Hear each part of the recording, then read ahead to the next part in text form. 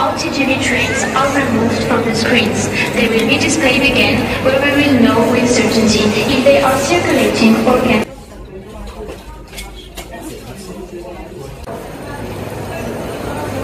Paris ഒളിമ്പിക്സിന്റെ ഉദ്ഘാടന ചടങ്ങ് ആരംഭിക്കാൻ മണിക്കൂറുകൾ മാത്രം ശേഷിക്കെ ഫ്രാൻസിലെ അതിവേഗ റെയിലിന് നേരെ ആക്രമണം.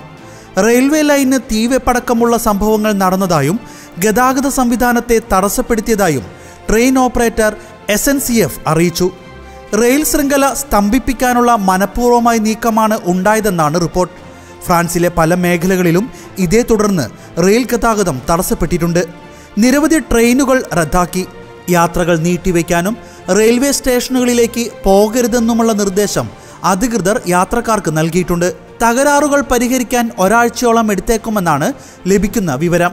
ഇസ്രയേൽ ഹമാസ് യുദ്ധത്തിന്റെ പശ്ചാത്തലത്തിൽ പാലസ്തീനെതിരായ യുദ്ധത്തിൽ ഇസ്രയേലിനെ സഹായിച്ചു എന്നാരോപിച്ച് ഹമാസ് കഴിഞ്ഞ ദിവസം പാരീസിൽ ചോരപ്പുഴ ഒഴുകുമെന്ന വീഡിയോ സന്ദേശം പുറത്തുവിട്ടിരുന്നു. അതിനെ തുടർന്ന് ഫ്രാൻസിൽ കനത്ത സുരക്ഷയും വർദ്ധിപ്പിച്ചിരുന്നു. എന്നാൽ ഇപ്പോൾ നടന്ന സംഭവം അട്ടിമറി നടന്നതാണോ എന്ന കാര്യത്തെക്കുറിച്ച് ഫ്രാൻസ് അന്വേഷിക്കുന്നുണ്ട്.